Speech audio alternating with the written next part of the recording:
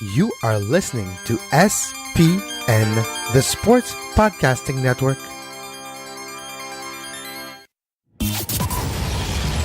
Welcome to Scuderia F1, the podcast that's always up to speed with the latest Formula One news. Follow us on Twitter at Scuderia F1 Pod and subscribe to the show on iTunes and Stitcher. Now, here are your hosts, Mark Dailey and Kevin Laramée.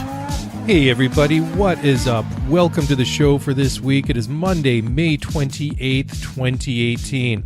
Boy, what a weekend in sports that we just had. Champions League final, Indy 500, Monaco. I'm sure I'm forgetting a whole bunch of other things. I still haven't gotten through all the things I've recorded on my PVR over the past couple of days. It was Champions League and then Monaco. I kind of been in and out of the Indy 500, no willpower one. Missed the last, 75 laps or something like that. But hey, when you're as busy as I am and there are so many top level things to watch, something's got to give. But amazing stuff. So, guys, I apologize right off at the top of the show here. I don't know what is in the air in the environs here in Vancouver, but as far as Mondays go, and admittedly, I'm not a fan, just like 99.9% of the rest of you, but my Monday went pretty good until about 5 o'clock this afternoon when I got home from work. And there is just something in the air floating around here. My nose has been running. I've been sneezing. My eyes are all itchy and red, and I'm obviously allergic to something around here. Or I'm coming down with a cold. That's quite a possibility too. But considering I'm feeling pretty good, I'm going with the former, that it's allergies. So if I sneeze and sniffle and wheeze through this entire program, you have my apologies, but I'll do the best to grin and bear it. So, what did you guys make of the Monaco Grand Prix? My goodness, Daniel Ricciardo getting it done, not just on Sunday, but all weekend long in free practice and in qualifying. Absolutely amazing stuff from the Honey Badger. And we all knew going into this race, at least, once we started getting into the free practice sessions, that it was going to be Red Bull. They obviously were quicker. Both the Red Bulls fastest throughout practice. Hamilton was saying all the things that they weren't going to be able to really push and keep up with Red Bull and the Ferraris. And by and large, Lewis was correct. Last year, of course, Mercedes did not have the greatest of weekends, but that was really the turning point in 2017 for them. But anyhow, all the news is on Red Bull, for better and worse. There is a little bit of bad news in there, of course. And talk about a weekend of complete polar opposites. At one end, you have Daniel Ricciardo setting the news, setting the headlines for all the right reasons. You've got his teammate, Max Verstappen, again, just can't keep it clean. He crashed his car at the end of free practice 3, left his mechanics with way too much of a job to do to fix that car and get it back out on the track for qualifying, had to get a gearbox change, and Max starting at the back of the grid for Monaco. Well, you knew that was going to be exciting, and despite all the problems that Max had, he did manage to salvage a P9, which I think is quite impressive from Max. We'll talk a little bit more about him a little bit later on. Right now, all the news is focused on Daniel Ricciardo, and rightly so. And guys, I must admit, I've got a soft spot for Danny Rick. I think he's a good driver. I think that honestly, I don't think he gets all the plaudits, the accolades, gets all the love that he deserves. And I was still disappointed and upset for him 2 years ago when he was leading that race, and then of course was not able to bring it home. He had that unfortunate botched pit stop in which he pulled into the pit lane, and his team did not have any tires for him, and that ruined his afternoon. So it was great to see this year that Danny Rick was able to finally set that right. I mean, he's gone very well around Monaco over the past several years. Obviously, last year it was a 1-2 Ferrari finish, but Daniel Ricciardo finished third place last year, and not all that far behind Kimi Räikkönen, who in 2017 finished 3.1 seconds behind his teammate, and then there was a similar gap back to Daniel Ricciardo in third place. But this weekend, it was not even close. The Red Bull, obviously the class of the entire field, and that qualifying session, I found it quite exciting, quite interesting to watch when you saw how fast Daniel Ricciardo was just going, setting just posting faster and faster times. It was absolutely something to behold, and shattering the track record a couple of times and setting a fastest, well, the pole clinching time of a 1 minute 10.8 seconds. Amazing stuff. And Sebastian Vettel, who was also alongside him on the front row, 1:11.039. So also a very impressive time from Sebastian Vettel. The race itself, my goodness. I guess it really comes from your point of view. I must admit that I was really intrigued, and I was really hoping that Daniel Ricciardo was going to be able to hold on to this one. I mean, it's one thing to qualify on pole position in Monaco, but it's another thing to hang on. I mean, the race is 78 laps long. And prior to this weekend, we'd seen a safety car every year for the past decade. So we just knew that something probably was going to happen at some point. And there's always a ton of mechanical issues and failures. And it seems that every year there is a large number of the cars just don't make it because the cars break. I mean, it is a very demanding circuit mentally, physically, on all the equipment. So to get all but 3 cars finish that race, I think is absolutely an amazing statistic. Excuse me. However, there was, again, a distinct lack of passing. I know that Max Verstappen, he stayed out there for a very, very long time. I mean, I believe he went with the super soft tires, which were the hardest compounds available for the race, and put in something, I can't remember exactly which lap he pitted on, but I think it was about lap 45-ish, thereabouts. And he carved his way quite a ways up from the field. I mean, he started 20th. He was in the points at that time, and coming back out, he was able to get back out on the track and keep pushing forward and finishing in the points. It was a very impressive performance by the young Dutchman. But, I mean, elsewhere on the field, we didn't really see it. Ricciardo, and when he came on over the radio, what was it, about lap 20 or whatever it was, saying that he was having a loss of power, you just felt, you could almost hear it in his voice at that point that that things were going wrong, and you almost felt like, oh no, are we going to have a repeat of what happened in 2016, this time not the tires, but a mechanical failure. And who would have thought that he would have run basically 3/4 of that race down 160 horsepower after the MGU-K failed on the car? Who would have thought it? They are comparing, and when I say they, a lot of people, including Christian Horner and pundits and media and fans everywhere, are saying it is just as impressive, if not more impressive, than Michael Schumacher's performance at the 1995 Spanish Grand Prix, when he managed to finish, what was it, I think 5th position or something like that, when he only had 5th gear. I mean, that was absolutely amazing in itself. But Ricciardo going 50 laps and not having his top 2 gears, and the meanwhile holding off obviously a much faster Ferrari in Sebastian Vettel at that point is it's incredible. I think Christian Horner said after the race, he compared it to Apollo 13, which of course was the moon mission way back in the 60s, 70s, whatever that was, before my time at any rate, where they had a mechanical problem and it looked unlikely that the astronauts were not going to make it back to Earth.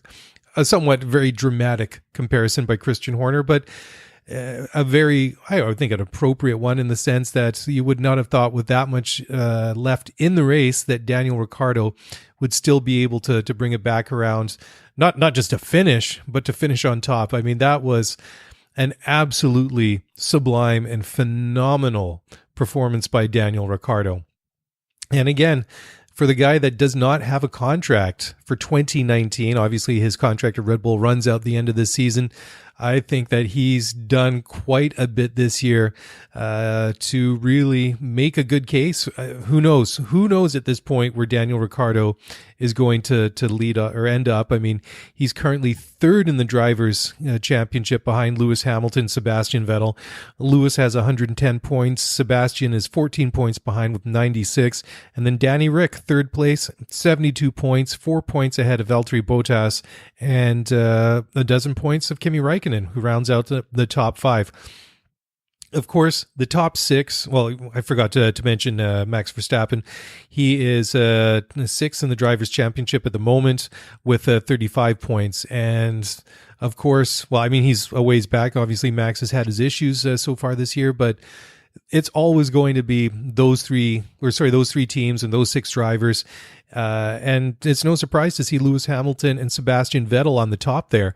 But to see Daniel Ricciardo nicely inserted between the second Mercedes of Bottas and the second Ferrari of Kimi Räikkönen, I think it's great. And obviously, he's been helped by some very good tactics from his team. We go back all the way to China several weeks ago when they double stacked himself and Max Verstappen to capitalize on the safety car after the two Toro Rossos collided. And that, again, was amazing. They capitalized when Ferrari and Mercedes were a little bit conservative. And Ricciardo gets a win this weekend, and it is very, very good to see. So should we talk a little bit now about his teammate, Max Verstappen? Again, we're 6 races through this thing so far, 21 races this year, 6th race. So we're almost after Canada in 2 weeks' time. It's going to be the 1/3 of the season already, which seems incredible. It seems like only a couple of weeks ago when we were just going through all the car launches and unveilings for 2018. And here we are, truly into the thick of it for this season. And if you look back over the past half dozen races, there's been something going on with Max Verstappen in each and every one of them. And it's been difficult for him, and there's obviously tension there. He's a bit on the hot seat.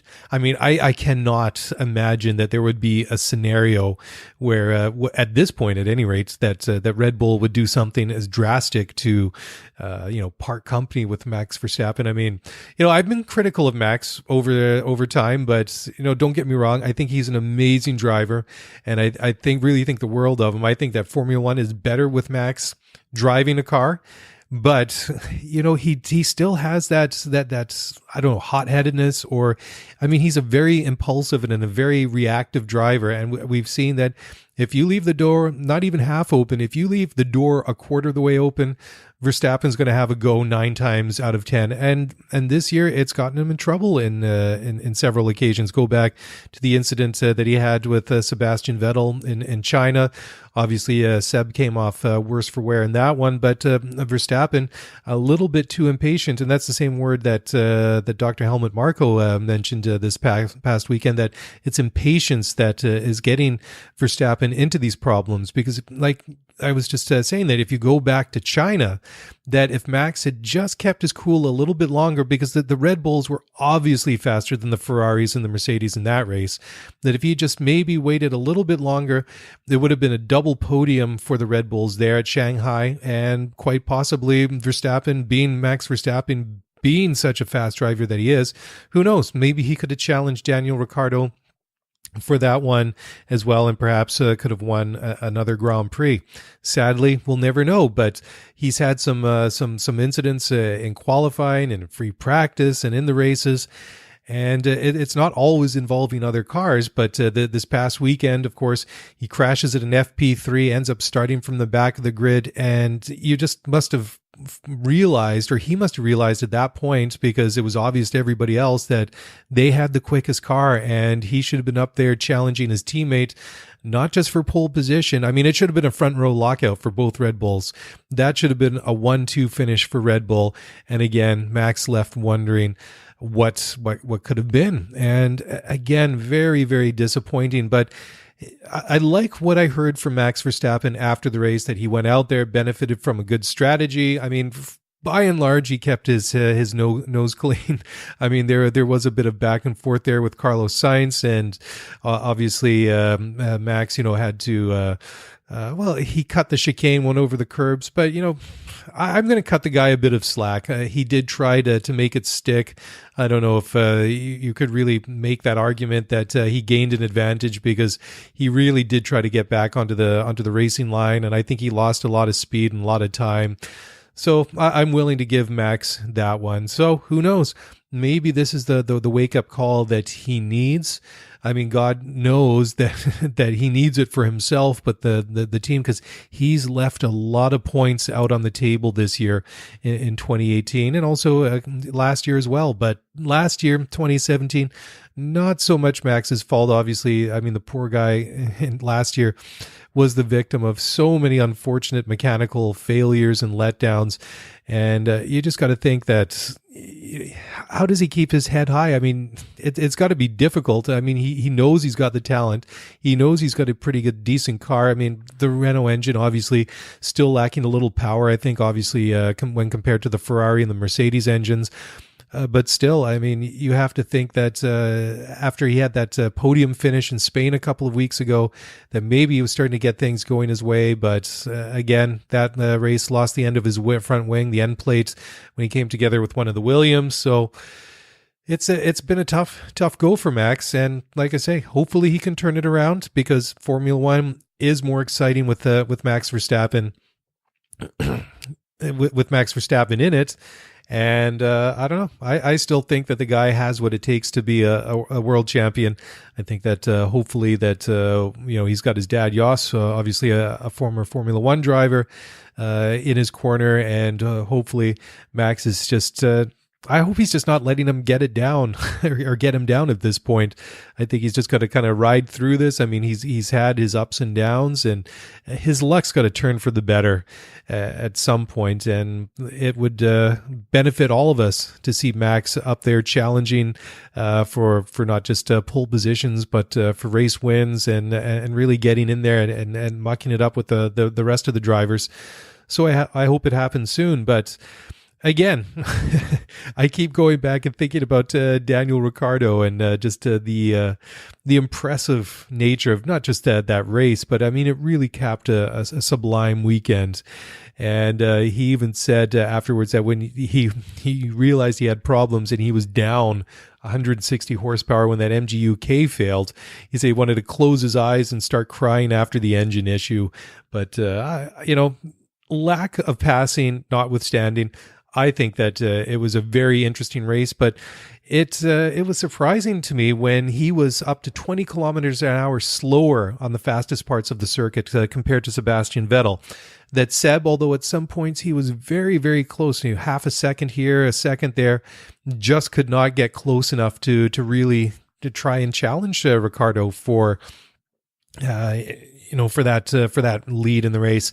And obviously, I think with the problems that he had, that if he got in front of Ricciardo, then it would have been race over. But Lewis Hamilton and Fernando Alonso, 6 world championships between the two of them, did not really have anything really flattering to say about the race afterwards. Alonso back at Monaco this year after racing the Indy 500, the two races, the two classics overlap each and every year on the same weekend. And so this year, after the Monaco was done, Fernando had made some tweet that he was going to go off and watch the race of the day, which was the Indy. And he called it one of the dullest, or perhaps I'm misquoting him. Perhaps he said it was the dullest race in Formula One history. And Lewis kind of seconded that, but Lewis not quite as blunt as Fernando can be. But Lewis said that Formula One should consider a new format for Monaco after it served up a race that he said was low on excitement, and he was just. He wasn't really racing anybody, and he was just spent most of the race cruising around. So what could be some of the options that they could do there? Lewis was suggesting maybe they make the circuit longer. He said that when they're doing such short lap times, Danny Rick setting a pole position in 1:10. I think the fastest lap that Max Verstappen set in the second half of the race was somewhere. I think it was a 1:14. I think it was high or mid 1:14. So. Quite a bit, about 4 seconds off, about 4.5 seconds slower than Ricciardo's pole setting time, but still, I mean, very, very impressive. And Lewis thinking that perhaps maybe making the circuit longer, would that change the, I don't know, what do you want to call it, the DNA, the identity of Monaco if they made it longer? Could they break it up into sprints, as I've heard that some people have suggested? Maybe 2 shorter races over different times on the day, and perhaps some sort of aggregate kind of results. I don't know. You weight them in different ways or something. I don't know. It's interesting, and it's strange. I mean, honestly, it is not my one race I really look forward to on the calendar. This year, I think it was, I found it exciting just because I got kind of engrossed in the soap opera that was Daniel Ricciardo and the problems that he had. But I know that Monaco is that race that kind of really personifies, or I guess really shows what Formula One is: the power, the glamour, the money, and all those extravagant, luxurious lifestyles and things like that. So I can understand that. And of course, a lot of the drivers live in Monaco. Lewis lives there. Nico Rosberg lives there. I mean, so many of the drivers, obviously. So I mean, it's like having a Grand Prix in their backyard. It's been on the World Championship for decades and decades and decades. So I get that, but what could they do? I mean, it obviously was unexciting. And it could have been even more. It could have been worse, obviously, if Ricciardo just cruised around and didn't have any problems. But still, I guess at least from that point of view, that it did liven things up. And the virtual safety car at the end made things interesting when poor Charles Leclerc drove up the back of Brendan Hartley when his brakes failed at the end of the tunnel there later in the race. And that was disappointing because it was interesting just how the strategies worked. You had the front runners go in and change their tires earlier in the race. And then just the way that that things played out with Ricciardo being so slow, and how the teams and the cars in the middle of the pack actually forced the front runners into a one-stop strategy, because of a lot of them, like if Vettel and Hamilton, Bottas and Raikkonen and Ricciardo himself perhaps were to go in for a pit stop, that they would fall behind these mid runners, the guys in the middle of the pack. And really, it forced them to go to a one-stop strategy. And I thought it was quite interesting. At one point, Lewis got on race radio and just basically said that he couldn't make those front tires, or his tires in general, go another 30 laps. To which his race engineer said, well, yeah, you're not the only one. Vettel, Raikkonen, Ricciardo, Bottas, they're all dealing with the same issue, and basically said, that none of their tires look any better than yours. And it was quite fascinating. But I thought later in the race there, when we got down to I guess with about 10 laps or so, and you can see that Esteban Ocon, the Force India, was really he was really closing in, and Valtteri Bottas got within a couple of seconds of him. And I was really hoping that we might see something from Ocon and really push Bottas there for that fifth place towards the end. Unfortunately, when Leclerc and Hartley had that big crash that brought out the virtual safety car, and that really put to bed anything like that. It was disappointing. And of course, Vettel, he kind of came and went and looked like he might be able to get close enough to Ricciardo, but just following behind Ricciardo for all that time in the race, his tires were pretty much done. And it was amazing. Once that virtual safety car period ended and they went back to full racing speed, that Vettel could just not hold on. Ricciardo's tires, just having the benefit of being out front, were in much better condition, and Seb just could not get any grip in those tires. And you just saw him, I think he was about 2.5 seconds behind when that whole virtual safety car period started. And you just saw him dropping back when they went back to full race speed. Also, it was 3 seconds, then 4 seconds, and 5 seconds. And after that, obviously, he knew that those tires were done. And at that point, it's just, bring the car home in one piece. You're going to get a P2. You're going to close the gap to Hamilton, and, regroup and live to fight another day when you get to Montreal in a couple of weeks' time. So it was a bit of I don't want to say a recovery drive, but at least keep your nose clean and don't put it into the wall or risk a puncture. But let's talk about now the cars who didn't finish the race, and there weren't really all that many of them. Obviously, Charles Leclerc and Brendan Hartley, they're the two that immediately come to mind because they had that big crash at the end of the race. And the only other car that didn't finish was Fernando Alonso. He retired on lap 52 with gearbox problems. And that's amazing. If you think that Leclerc and Hartley say they didn't crash, or perhaps Hartley gets away from that scot-free, doesn't get driven into by Leclerc, then only 2 cars out of 20 retire with mechanical issues. That has to be some sort of record for Monaco. So the engineering, or is it that much better, or was it just a bit of a fluke? That's a very, very good question. But talking about flukes, was that opening race in Australia for Haas, was that the anomaly and they've regressed to the mean now? Obviously, Romain Grosjean has had his moments in Baku, putting it into the wall while trying to keep his tires warm during a safety car week or period. And then in Spain a couple of weeks ago, spinning out on the first lap and collecting poor old Pierre Gasly and Nico Hulkenberg, and perhaps came close to collecting a couple others. So both Grosjean and his teammate Kevin Magnussen, K-Mag, finished in P13. Romain Grosjean finished in P15, both a lap down. Sorry, Magnussen wasn't a lap down, but he was pretty close to it. So Haas, they started the year looking very, very impressive, and they've steadily tailed off each and every week. Although, to be fair, Magnussen's had some pretty decent results so far this year, but things are not going very good for Romain Grosjean at the moment, and disappointing stuff for them.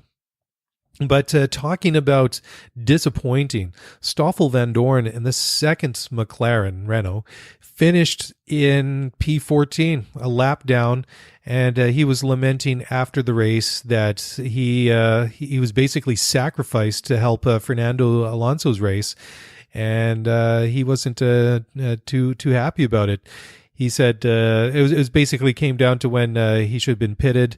He was a bit frustrated with that. He was saying that he should have been pitted 5 laps earlier, and he said that Fernando just came ahead. And when he finally got to go into pit, change his tires, the damage had already been done. But Vandoorne, I mean, gosh, he's, for a guy that was so impressive when he came into Formula One a couple of years ago, 2016, he raced in Bahrain, second race of the season, after Alonso, who had that spectacular crash in Melbourne in the opening race. Obviously, he wasn't 100% good to go for that round in Bahrain. Vandoorne steps in. He was the reserve driver at the time, and he did phenomenal. Managed to score a single point on his Formula One debut in P10. And, guys, I would have thought that we would have seen a little bit more from Stoffel Vandoorne at this point in time. Fernando, he's currently 7th in the championship, 32 points. And Vandoorne, he's all the way down in 15th. He's only managed 8th. And another disappointing result for the young Belgian driver. So, yeah, what more is there to say? Hopefully he can get it turned around sooner rather than later. And talking about another team that had a horrible weekend, Williams, my gosh. What is there left to say about Williams at this point? Obviously, they have 2 very, very young drivers in Lance Stroll and Sergei Sirotkin. Sirotkin, for me, he still gets a pass. I mean, he's new to Formula One. He's only got a half a dozen Grand Prix under his belt. But again, they are just way at the back this weekend again. Not really all that anything to really write home about. Stroll was, he was 2 laps down. He had a puncture early in the race, and he's just not getting it done. So the whole model, I think, of they both finished dead last, 16th and 17th. They were the 2 cars at the back there. But I mean, just to start the race, Sirotkin's given a 10-second stop and go penalty because the Williams pit crew and his mechanics couldn't get his wheels fitted in time before the start of the race. And he goes in to serve his 10-second stop and go penalty, which in effect in Monaco, with the entry into the pits and out of the pits, is basically a 30-second stop and go penalty by the time it's all done. So that really kind of ruined his weekend after he qualified fairly well. I mean, he looked much better than Lance Stroll. And I just had this real, oh my God, when it rains, it pours, because it seemed he'd only just served his stop and go penalty. And all of a sudden you get that message that says race control is, or the stewards are investigating that Sirotkin's car, car number 35 is under investigation because it was being worked on under or during the 10-second stop and go penalty.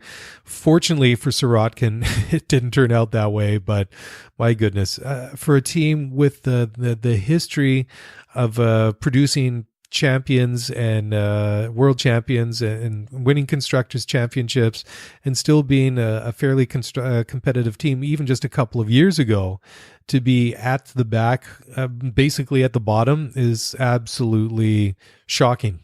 What has gone wrong with Williams? I think we all expected that when Paddy Lowe went there to become the technical director at the beginning of last season, that we would have seen some forward progress, but they're actually going backwards. And I have to wonder, I mean, we get a couple of guys like young guys like Stroll and Sirotkin that are bringing a lot of money with them, obviously, in sponsorship and all that. But I mean, they're also unproven. I mean, they're both young guys. And how can you really expect to develop the full potential out of that car? I mean, are they even able to help do that? And well, I've got questions about both of them. Like I say, Sirotkin for me gets a bit of a pass at the moment, being the new guy. But Lance Stroll, I think we have to be quite honest at this point in time that if he was cut out for Formula One, you would think that we would have started to see something by now. I mean, if he was as good as, say, Max Verstappen was at a similar age. Max started out, of course, with Toro Rosso, was eventually moved up to the Red Bull senior team after Daniel Kvyat had developed this unfortunate habit of crashing into Sebastian Vettel whenever was least convenient obviously least convenient for Sebastian Vettel, but also perhaps for Sirotkin, for Kvyat himself. So who knows? But the thing is with Max, regardless if it was Toro Rosso or with Red Bull proper, he really did impress sooner rather than later. And Stroll, I don't know how much slack and how much latitude you give a guy, but I think he's got to start showing something sooner rather than later. I mean, he did show at one point that when he went in, I think switched up for a new pair of or a new set of Hypersoft tires, went out there and was lapping about 4 seconds faster than Daniel Ricciardo. And then after about 5 laps, I think he was lapping a second slower than Daniel Ricciardo. So I don't know. Did Lance go out there and just get a little bit too excited too soon and burn out that new set of Hypersofts? Yeah, probably, but whatever. Okay, well, let's start moving on a little bit here. Still a couple of things to go over. We were talking last week that Ferrari was under investigation by the FIA, just in regards with their ERS, their excuse me, that their power units. It is within regulations, and they've been under investigation, or the FIA has been looking into it over the past couple of races in Monaco and Spain. And there's no problem with the energy recovery system. They did fit some hardware to the car this week. Sebastian Vettel said prior to Monaco, he honestly, the way that I understood, I didn't actually hear the quotes. I read it, but I could almost hear Sebastian whispering it in my ear, so to speak. And he didn't seem very concerned about it. So, perhaps maybe he was just trying to be nonchalant and kind of maybe brush something off, but apparently it is not an issue. And this goes back to Azerbaijan when the FIA saw some data from Ferrari's power unit that they didn't quite understand. So Charlie Whiting said that they were going to approach Ferrari after that race and get an explanation.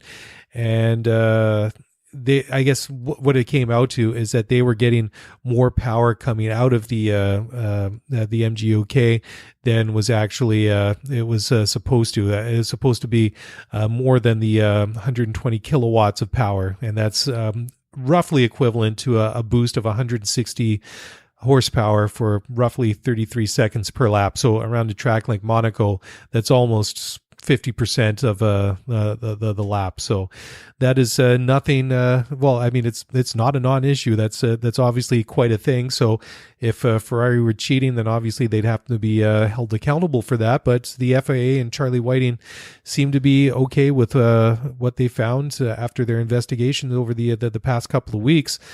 But I think it was Red Bull and that Mercedes that were first were also voices that really came into that conversation that wanted to know what was going on. But Mercedes and Toto Wolff, they feel, and Toto said that he feels like Mercedes was, quote, thrown under a bus with this whole Ferrari inquiry because it came out, and FIA race director Charlie Whiting had named Mercedes James Allison, who's the Silver Arrow's current technical chief, who used to be in the same role as Ferrari, was the guy that had first approached the FIA to raise the concern. So, well, that raises a bit of a red flag right there. What's going on? Did he say something or see something or know something, or did he just have a suspicion, or did he have some inside information? But I guess that's concerning from a couple of points of view. But I think just in general, I think from a confidentiality point of view, I don't think that was really the best thing for the FIA and Charlie Whiting to do, to disclose somebody who, I mean, obviously Allison had a legit concern that something funny was going on with the Scuderia, or else he would not have raised it. But if that is actually counterproductive if it doesn't help, because if there's a problem like that in the future and there's an issue with perhaps one of the teams cheating, if there's somebody that has a suspicion or has some knowledge or whatever the case may be, how is that person going to feel safe blowing the whistle if there's no confidentiality? So that's definitely not a good thing. And another piece of news today, chief designer Resta leaves Ferrari for Sauber, and that is due to the fact that they had a vacancy after Jorg Sander split with Sauber. And Fred Vassar, who's the new principal at Sauber, or has been for some time, hinted that he was going to make some big name signings in the near future. Of course, there is a bit of a connection with Sauber and Ferrari. Obviously, they have Ferrari engines and some Ferrari support, and they have the Alfa Romeo branding this year. But Simone Resta, he's been with Ferrari, and he's been there since 2001, working in R&D. And his Formula One career goes back 2 decades. He started with the now defunct Minardi team. So there you go. It's a bit of a name from the past, but yeah, very, very interesting this week. And definitely there's so many things to keep. I keep thinking about and going back and just rehashing and reliving that Monaco Grand Prix. And just to sort of finish that thought off before I run out of voice here, I'm feeling a little bit kind of hoarse now, but it's all good. That Christian Horner said that once they knew they had a problem with the MGU-K on Ricciardo's car, that they actually were going to just keep it out there and just basically run it until the engine died, or he managed to bring it home. And why not? I mean, let's be honest. I mean, Red Bull, they're not going to be Constructors' Championships, and it's very highly unlikely that Max Verstappen or Daniel Ricciardo are going to be challenging for the World Drivers' Championship this year. So if you're leading the Monaco Grand Prix, you're out front. Why not? What do you really have to lose? I mean, it was, I guess now hindsight being 2020, that obviously the gamble paid off, but there obviously must have been some nerves there on the pit wall in the garage at Red Bull. But yeah, I mean, if you are not going to be in that conversation for the Constructors of Drivers' Championship, why not just throw all the caution to the wind, so to speak? Just go for it, and this time it paid off. So congrats to Red Bull, congrats to Danny Ricciardo, and you got to wonder how soon are Ferrari or Mercedes going to come knocking, or is Christian Horner and Red Bull going to, what are they going to do next year? Are they going to open the checkbook and write Danny Rick a big fat check and keep him there for the next couple of years? It remains to be seen, but that will also be interesting.